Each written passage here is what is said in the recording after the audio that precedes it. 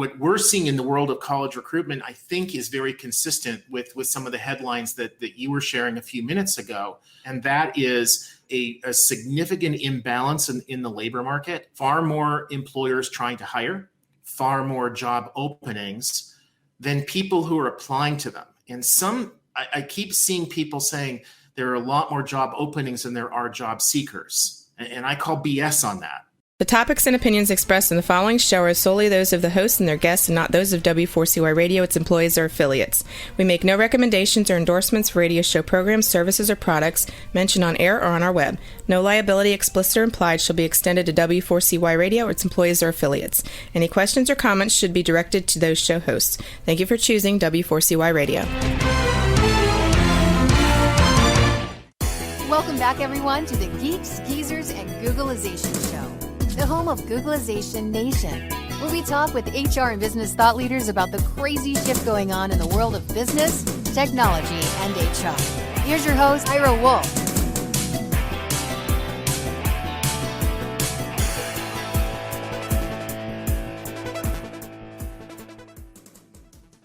Hello, Googlization Nation, and welcome back to another episode of Geeks, Geezers, and Googlization. We are right in the middle of June, almost officially in summer. I know for many of you across the country, especially on the West Coast, it is already in the heat of summer, record summer, 125 degrees in Arizona, I believe. But also the labor market is quite hot. Companies are struggling. We're going to be talking about that as we do every week. We got a great guest today, Stephen Rothberg from College Recruiter. And he's been in the business for about 20 years, but we're going to be talking about how college recruiting has changed pre versus post pandemic. But just a few headlines, and it sort of leads up to a conversation with Stephen. One is that just this morning, I have to read these because they were coming one after the other. Dorney Park. I live in the Lehigh Valley, Pennsylvania, northeastern Pennsylvania. Dorney Park is a huge. Big amusement park. Was family owned till a few years ago. Very, very popular. So you can imagine last year they were shut down, anxious to get started. And they just announced this morning that they're going to be open only for 5 days.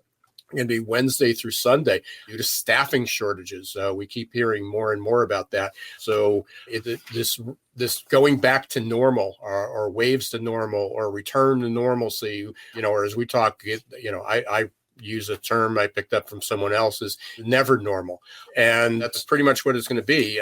Many of us anticipated this 20 years ago. My book, Perfect Labor Storm, came out in 2004. I've been talking about the perfect labor storm since 1999. McKinsey talked about the war for talent. Nothing new here, but it arrived, and we reached a tipping point. And whether 2020 was the year that crossed, or whether it was here before and we just wouldn't admit it. Many different things. But Amazon, just I think 2 days ago, I think the New York Times ran a study and talked about they hired 350,000 workers from July to October, or only they hired 350,000 workers between July and October of last year, and they stayed only a few days or a few weeks, which then fits into the next headline that came out, that the quit rate of employees is the highest it's been in over 20 years. Price Waterhouse is going to spend $12 billion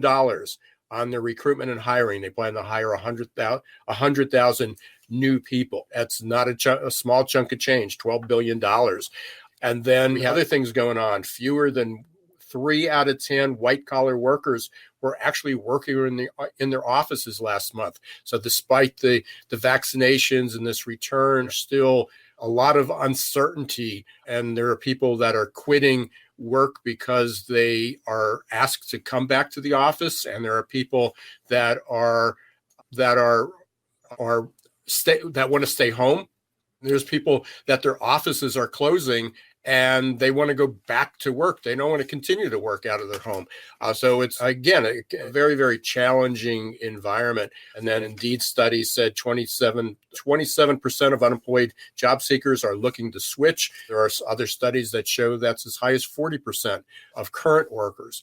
So unable to fill the open jobs that are now, and then the churn is even accelerating. So a lot of work to be done. I'm just going to stop there. There's a couple other announcements, and then I want to be able to get to Stephen about that. Of course, we want to thank our sponsors, Ngomu. Ngomu new app launched for How to Be More. Nearly 100 coaches are available. And if you're using an Android, it's not available yet on the iPhone. But if you're using an Android app, a very, very easy way to get personalized coaching through Ngomu. And they are launching a new podcast as well. So go up and make sure you check that out. And of course, I want to thank Success Performance Solutions for being a sponsor of Geeks, Geezers, and Googlization too. A couple of webinars that are still running. They are free through the end of the month.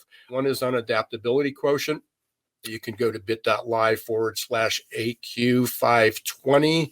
And then there's also a second webinar, one of my more popular ones, talking about duct tape can't fix your broken candidate experience. And that's also available up there. There it is. Now, that's actually the wrong URL. So I forgot the name of the link. We'll get that for you, or you can just go up to my website or reach out to me, just comment, and we'll send you that link. And they are free through the end of the month. And then finally, the CEO chat that I talked about last week went live on Friday. We had a great response to it, and you can get the CEO chat also on the website, and there's should be a link right there. Roxy can put that up. There you go. You also go up to my website, successperformancesolutions.com, and go to the blog. It should be one of the more recent posts that is up there too. So it's posted there. It's on YouTube, and it's on RVN television. But it's a half-hour interview. We talk about jobs, millennials, Gen Z, some pre-employment testing, and then the second part of today's show after Stephen. I keep getting lots of questions. People are more and more interested in pre-employment testing, pre-hire testing, and leadership testing. So I decided to take the second segment today. It was a real popular segment a few weeks ago, and just to answer some of those questions, especially one of the more common ones. So stay tuned after our commercial, after the break, for the second part of the show, and we'll be talking about some of the differences in personality and pre-employment testing, what you should look out for, and some of the uniqueness, some of the new features that are coming out. But right now, I want to bring Stephen Rothberg onto Geeks, Geezers, Googlization. There he is. Welcome, Stephen. Thank you. So you have a company. You have a collegerecruiter.com. It's about 20 years, I think, is that in history. So pretty early on in this game, you had a vision that we'd be hiring people on the internet, right? Or recruiting people on the internet. We had an accident that we would. We were publishing employment magazines in the mid 90s, and a career service office director said that there's this thing called the internet, and she didn't know what it was. She said, but you guys should be on it. And so we added a website, and it was just the sizzle that would help sell the steak. We didn't initially think that employers would actually want to run ads online. Thankfully, we were wrong. Yeah, no, that's exactly right. About the same time, it was prior to 2011. I've had a website since 1997, and you're right. It was the sizzle. It was an online brochure, and then 9/11 happened. And a lot of my colleagues who were speakers and consultants and always traveling and booking, their business completely evaporated. And I had a presence online, and we didn't thrive during that period, but we still had a steady income, and then it grew and grew and grew. And so we're often say, an internet company, an internet marketing company that just happens to be in HR, right? So, and we're going to talk about that in a little bit because you have some tips on that. But let's talk about college recruitment. Obviously, you heard about all the disruptions going on. When it was the first thing I thought about was like, okay, Dorney Park, an amusement park, they're looking for college students, summer students, part-time workers, and yet they've got to shut down 2 days a week. And they only have 3 or 4 months of a good season, and they've got to shut down almost a third of their time for that. So what changes have you seen in college recruitment? And I guess there's a couple parts of that, but I'll throw it back to you. Sure. Yeah, no sweat. So, In terms of in college recruitment, I think it might be helpful to sort of differentiate a little bit between sort of the different groups of that. So you have in the US, you've got a lot of what we call one-year schools, and they typically are trade schools. You get a certificate, you learn to become a truck driver or, heating and air conditioning or something along those lines. You've got 2-year schools, community colleges, some areas of the country call them junior colleges, and you're typically getting an associate's degree. And then you've got 4-year colleges and universities where you get a bachelor's, master's, PhD. Most people think of college recruitment about the 4-year schools, and they're thinking mostly about juniors who are going into their senior year, third year into fourth year, or graduating. So they're looking for internships. They're looking for mostly white collar jobs. The reality is that most post-secondary students, so 1-year, 2-year, 4-year schools, most of the time are looking for part-time and seasonal jobs. They're looking for the amusement park jobs, which are generally not career related. Nothing wrong with them at all. Right. Work experience, good, honest day's work is great. What we're seeing in the world of college recruitment, I think, is very consistent with some of the headlines that you were sharing a few minutes ago. And that is a significant imbalance in the labor market, far more employers trying to hire, far more job openings than people who are applying to them. And I keep seeing people saying there are a lot more job openings than there are job seekers. And I call BS on that. There are plenty of job seekers. There are plenty of people out there who are ready, willing, and able to do that job.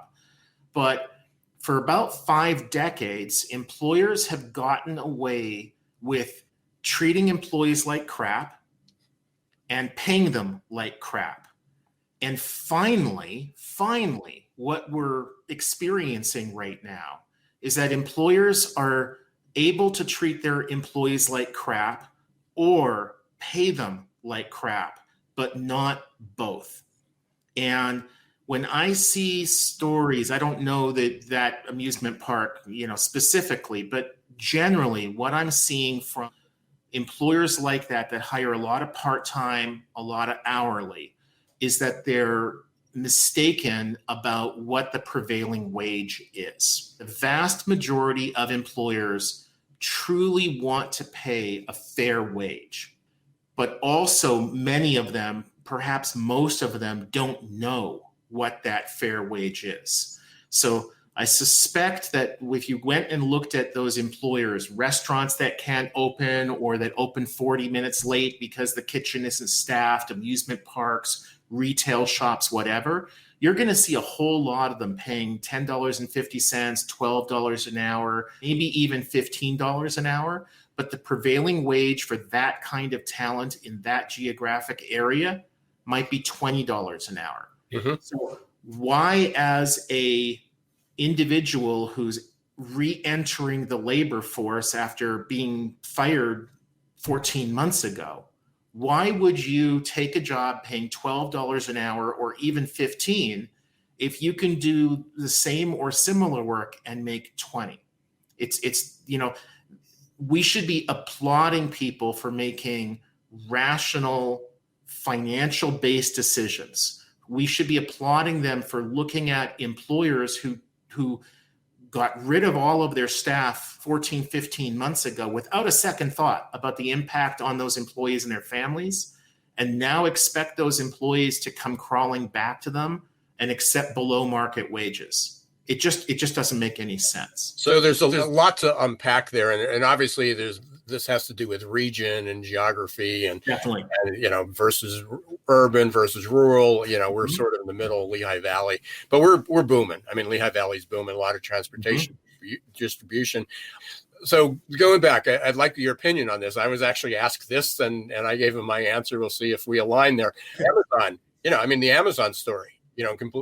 Huge. I mean, that's a huge rate of turnover. I mean, 350,000 people are hired in a 3-month period when there's not a lot of jobs out there, and they turn them over in days. And the question is, and now they're talking about their expansion is happening so great.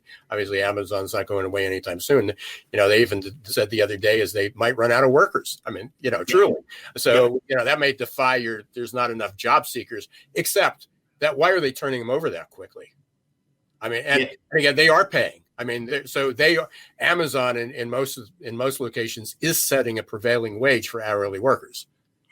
Absolutely. Amazon single-handedly has created significant upward pressure on wages in just about every market that they've been in. They've also created significant upward pressure on the kinds of benefits hourly employees should expect to receive, and how quickly they get them. So if you go to work as moving packages in an Amazon warehouse, which is what the vast majority of their jobs are, then from day one, you get healthcare benefits. And I don't recall whether it's single coverage or whether it's family or whether it's single and you can buy family. I don't recall. And it likely would have changed over time in any case. But there is no doubt that a lot of those Amazon warehouses where they employ hundreds to sometimes thousands of people, and they're hiring, like you said, the turnover is very often, if they've got 200 people working in a relatively small warehouse, they probably hire a couple hundred people every couple months, and because there's significant turnover. I was reading recently that's deliberate, that Amazon did set out, it was sort of Jeff Bezos's theory, that the CEO, the founder of Amazon, that it would be bad for Amazon to have these package handlers work for Amazon for years and years and years. He wanted to have the turnover because if you have somebody who's with you for 3 years, they're almost always going to make more money than somebody who's been with you for 3 months. So by turning over their workforce frequently, that keeps a lid on the compensation. Right. I think, Ira, what's happening now, and I think you kind of alluded to it, is that they're running out of potential workers. And a lot of their warehouses are located in rural areas, or what I would call an exurb, a suburb of a suburb. Yeah, that's where we're going to be. Right. Yeah, public transportation tends to be minimal, often non-existent. But those were the best paying jobs with the best benefits for a long time. Now, as employers who had little turnover are all of a sudden, they go from hiring 2 people a year to 20 because their retail shop is now reopening. Though those people who would have gone to Amazon are now going to work in the restaurant that's 3 blocks away. And so I think that Amazon, from what I've heard, and I don't know this firsthand from Amazon, but from what I've heard, Amazon now is going to be treating its employees more like a typical employer where longevity is valued. They want people to stay with them for a long time. That improves retention, and it reduces your need to hire so many people. Right. And 20 some years ago, one of my first big projects was working with a call center. And, they had similar turnover. They actually trained people for a week. And then the following Monday, when they were supposed to show up for work, they didn't show up and they got paid for the week. And, they said, how do we keep people for a long period of time? And one of the challenges that we had, or one of the things that I told them, and if we can double if we can have people stay for 2 weeks, we can have them show up for 5 days after their training. We basically cut their turnover in half. And I said, so why don't we set a reasonable goal of what can you do to keep people for 90 days, or even 30 days, and slow the cycle down. And that may be more in line with that. A long-term employment in Amazon may be considered a year. At that point, that may be their goal. But that's good advice for any company that's following that.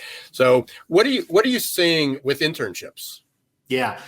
Internships this summer of 2021, generally look very much like internships last summer, 2020, in the sense that the vast majority of internships this summer that in white collar areas, I'm not talking about an intern that's working in a factory where you literally physically have to be in a factory. But if you're working for, you mentioned PwC, PricewaterhouseCoopers, organizations like that with white collar, the vast majority of those interns are working from home, which, typically means from parents' home, apartment, whatever. It's not that right now in mid-June, it would be unsafe for those people to come back to the office, because in most of the metro areas in the country, you now got vaccination rates of 60 to 70%. And people are kind of used to social distancing. We're better equipped to understand sort of what's a threat, what's not a threat right now. But the employers plan out their internship programs months in advance, sometimes 14, 15, 16 months in advance. So last summer, they were planning what they are going to do this summer with their interns. And last summer, nobody knew what the world was going to look like this year. But I'll tell you, I've been in many conversations about internships for the summer of 2022, and almost every employer of any decent size wants those internships to look like 2 years ago and 3 years ago and 4 years ago.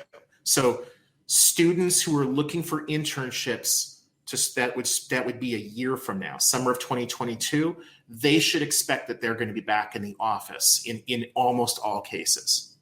Are you seeing a shift toward paid versus unpaid? Because yes, clearly in the past, most internships were unpaid.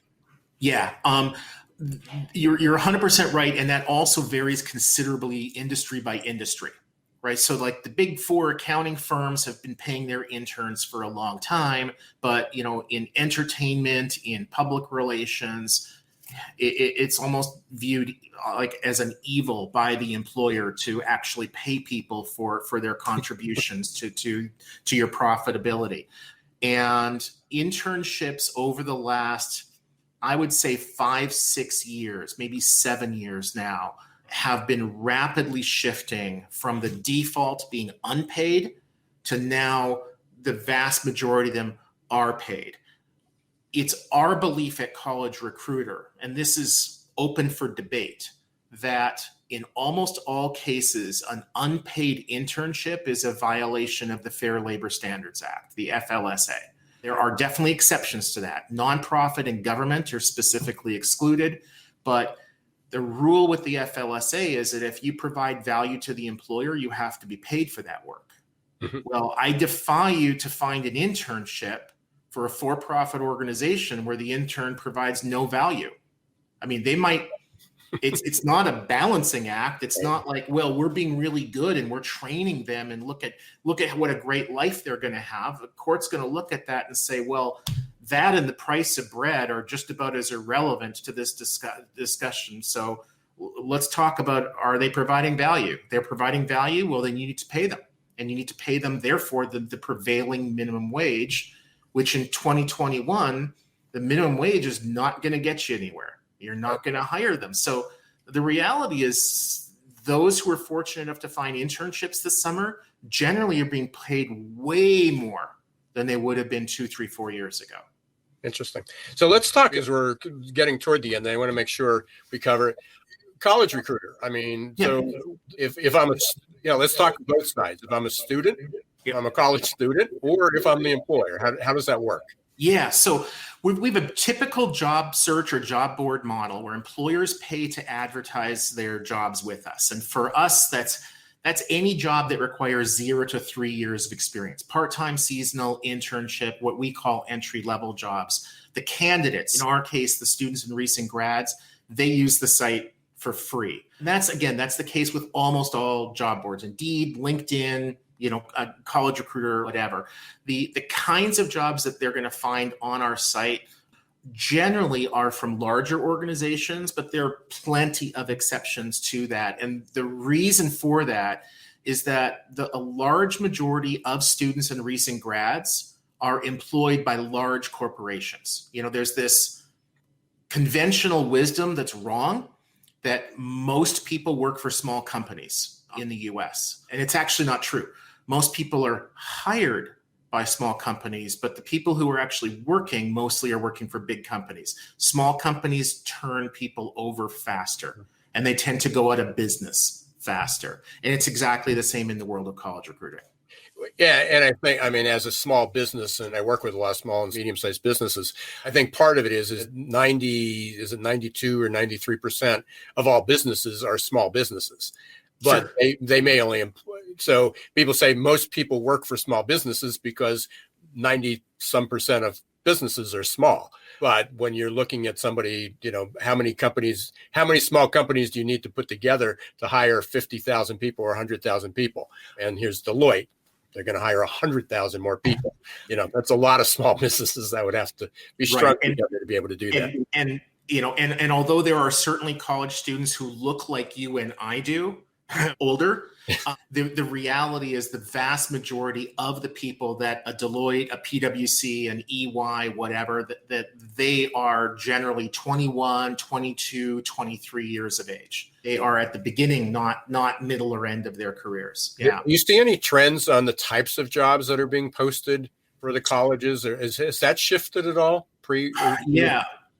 What we're seeing at College Recruiter, and I suspect this is the case with other online sources, virtual career fairs, job boards, those sorts of sources, is a lot more of the part-time, seasonal, hourly. Just like the amusement park you talked about, there are a lot of organizations out there that in years past would not have looked to colleges. They would have looked to workers on temporary work visas coming from Romania.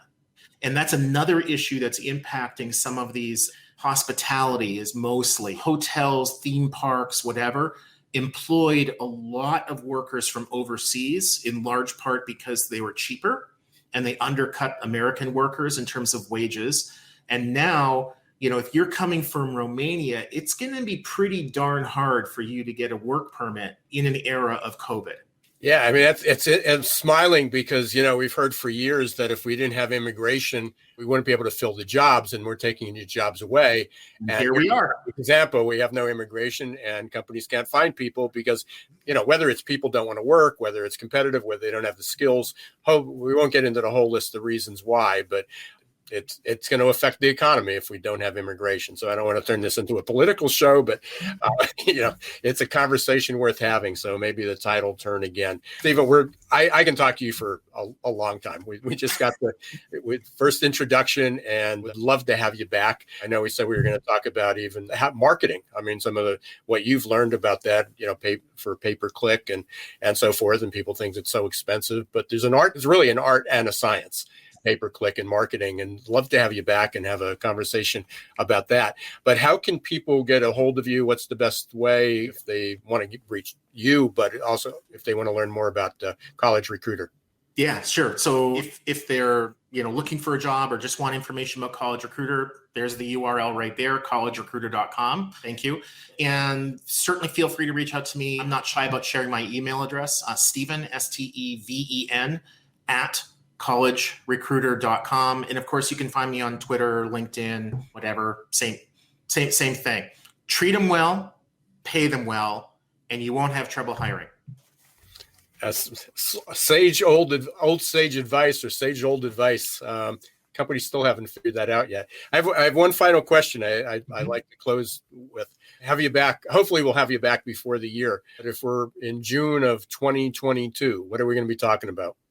June of 2022, we're going to be talking about a lot of businesses that have gone bankrupt over the last year and it saddens me. A lot of small businesses, and even some large businesses that have struggled to stay alive are not going to make it because they're not going to be able to get their employees to subsidize their business models. I'm seeing this with restaurants that have been operating on a razor edge, and they kind of felt like as soon as they could have customers coming back into their restaurants, they would start to be making money again. The owners could, go buy that boat or whatever it is that they wanted to do.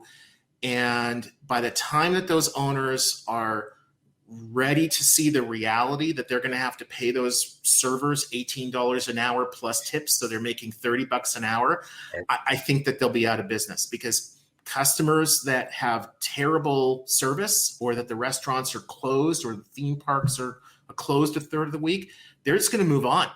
They're going to say, I'm not going to that restaurant anymore. I'm not going to that theme park anymore. And I think it's going to be an insurmountable hurdle for some of these businesses. So Not that I advocate panicking, but if I'm a business owner that's struggling to hire right now, some panic is probably a good thing to get you to boost your wages. Take less of a profit, take less of a salary yourself, pay your employees. I posted something on LinkedIn this morning, the old Jack Nicholson quote, "You can't handle the truth." And we've been saying that for 20 years, and it's still that way. But I'm not sure if that's panic or being candid and truthful and honest with somebody. And he'll be a guest in the future, but David Houle, Houle, he published a new book on cognitive dissonance, and he had a great analogy, and he talked about everybody wants the light at the end of the tunnel. Everybody thought as soon as we're vaccinated, we'll get back, all the restrictions are lifted, and we're just going back to this normal. And and I've talked about we're not going back to normal, and what normal looks like will be different. But he had a great analogy.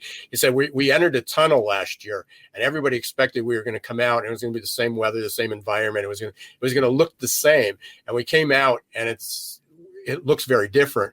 And I continue that analogy and that metaphor is that it's like going through a series of mountains that you go in, it gets dark, you come out, and it's slightly different, but then sooner or later you're back into another tunnel, and then you go through that, and the weather changes and the environment changes, and you get your bearings, and then you're in through another tunnel again. Yeah. And that's sort of life. So that's really, really scary to other people. We talk about adaptability all the time, and we can go on forever. We are at the end of our segment. Thank you, Stephen. Appreciate it very much. I'm certainly going to be continuing to be promoting College Recruiter, because a lot of clients we work with, they're struggling with that, and they hadn't heard of it before. And we'll take a look. And I encourage everybody else to. Please stay safe. Definitely want to be in touch again, have you back on, and continue the conversation. Thanks. I'd be delighted. Thank you, Ira. Well, that was it was fascinating. And again, I do encourage you to go up to collegerecruiter.com. Thank you, Stephen Rothberg. We are going to take a short break. We're going to hear from our sponsors, Ngomu and Success Performance Solutions, and we'll be right back on the Geeks, Geezers, and Googleization show. Hiring top talent shouldn't be left up to the roll of the dice. And yet, that's exactly what many organizations do. They roll the dice, cross their fingers, and pray for a better outcome. Hiring the right employees the first time is much too important and way too costly to leave to a game of chance. Your employees and your customers deserve better. For 25 years, Success Performance Solution has been helping small and medium-sized businesses hire smarter. They offer pre-employment and leadership assessments from typing and data entry to C-suite competence. Whether it's production, sales, healthcare, call centers, or management, Success Performance Solutions can help. Visit their website at www.successperformancesolutions.com to schedule a free demo or call 800-803-4303. Imagine growing great employees and advancing emerging leaders for less than $1 a day. The Ngomu app will support your employees in a myriad of ways, from career and personal development to health and wellness. No need to schedule and hold trainings. Just have them access over 90 coaches for live virtual group and one-on-one coaching for whatever topic they need or want to work on. Anytime, anywhere. Learn more at ngomu.com today. Hey, welcome back, everyone, to Geeks, Geezers, and Googleization. Thank you for being part of Googleization Nation. If you're not a subscriber yet or a member of Googleization Nation yet, please go to googleizationnation.com. It's free. We just need a first name and an email.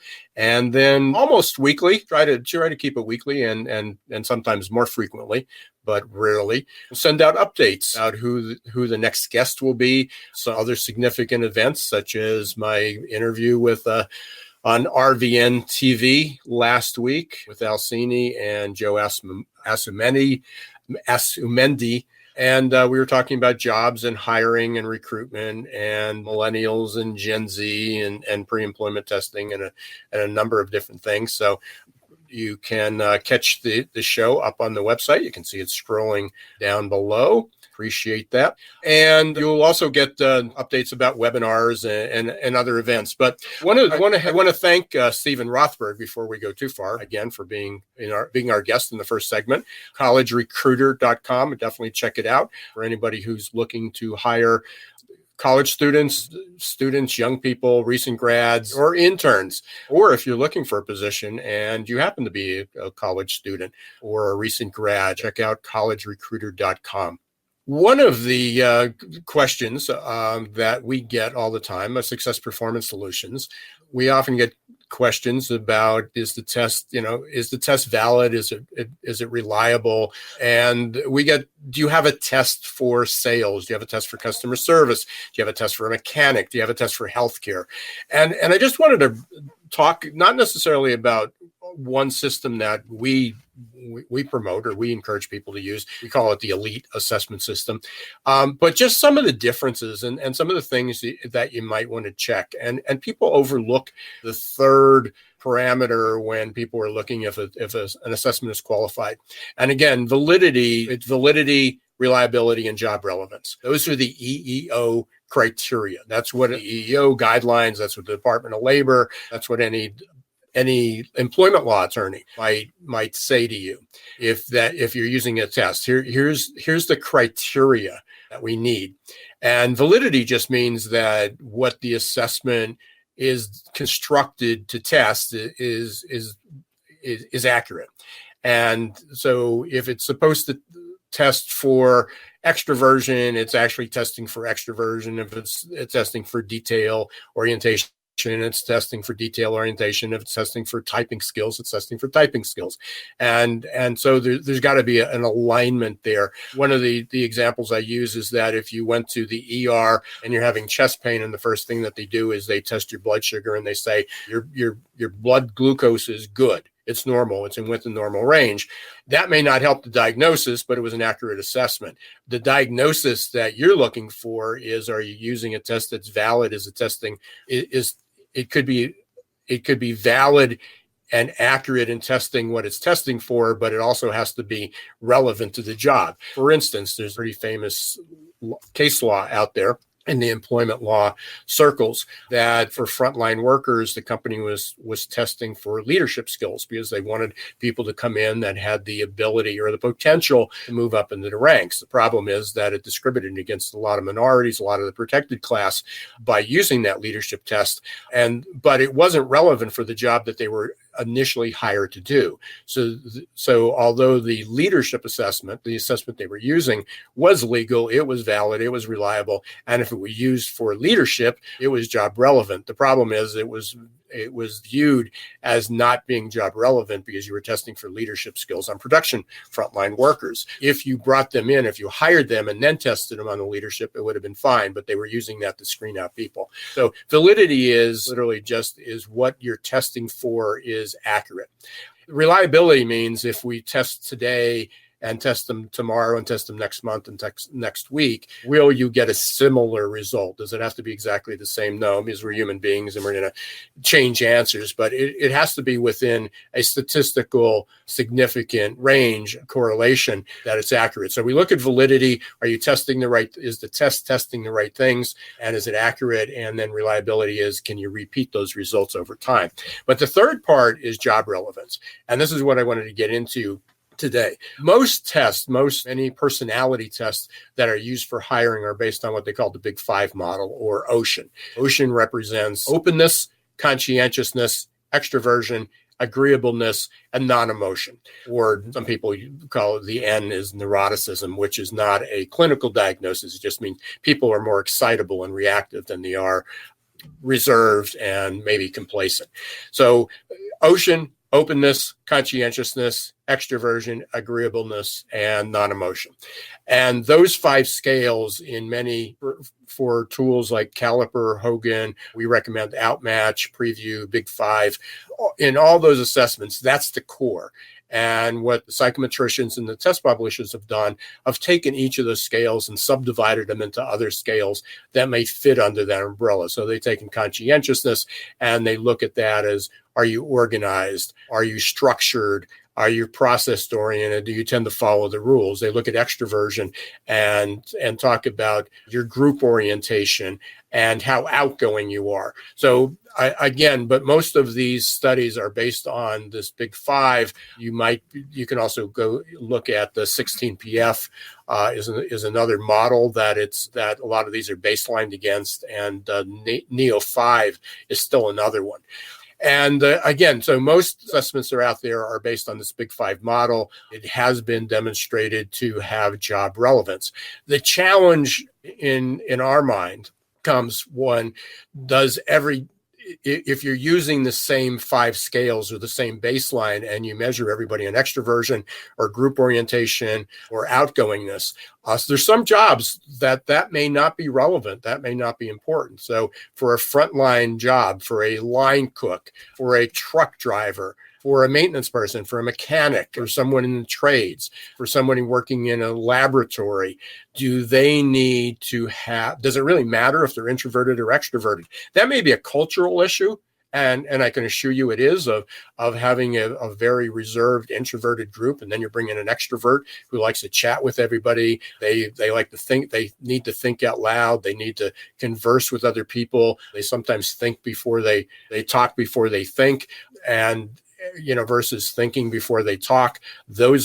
That becomes a cultural issue, not a good or a bad. It doesn't mean they're qualified or not qualified to do the job, but there are jobs that extroversion is not relevant to that. So Roxy, if you can show that first slide that I have, that's the one. So there are all these different jobs, and in most cases, most test publishers use the same questionnaire for all those jobs. And then what happens is they will benchmark it. So they might take 100 people in an organization or in their study and identify, if everybody takes the same question, we found that the people who scored that were more extroverted may have been more inclined to be successful in sales or customer service, where the people who are introverted may be more inclined to fit into an engineering group or to accountants or actuaries, or if they have to work independently at home, maybe they need to be introverted.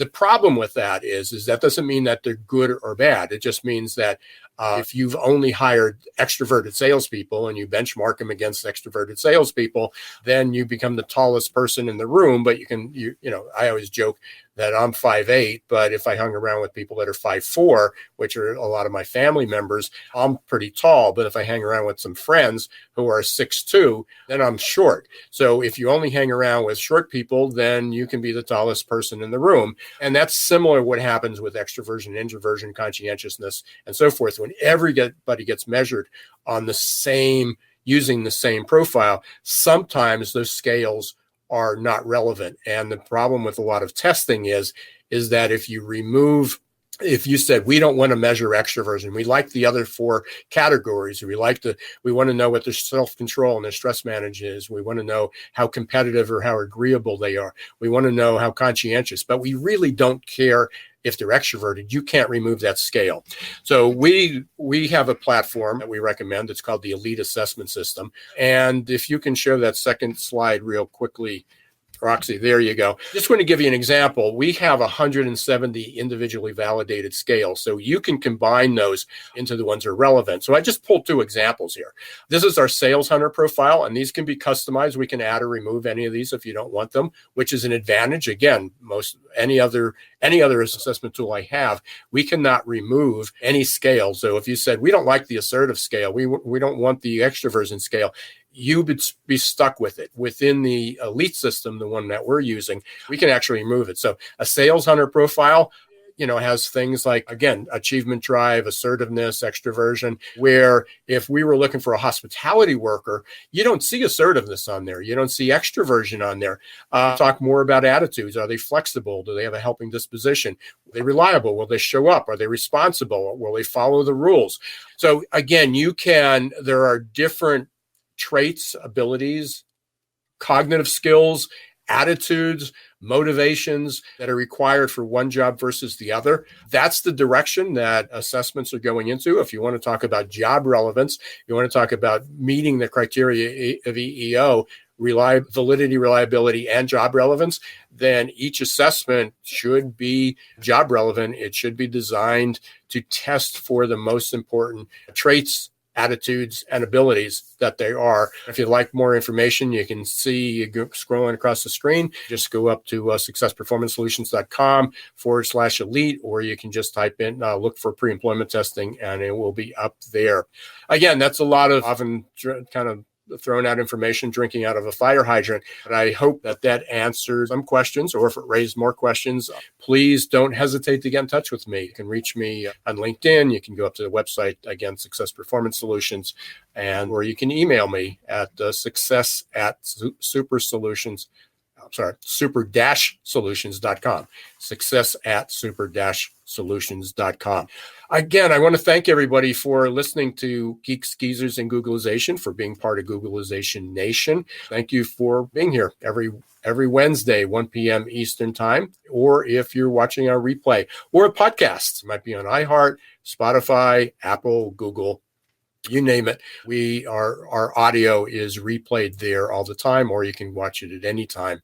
YouTube, Facebook, or Talk4TV. Thank you again, Ngomu and Success Performance Solutions, for being sponsors. Thank you, Stephen Rothberg from collegerecruiter.com, for being our first guest today. Learned a lot about college recruitment and college internships. And until next week, don't let the shift hit your plans.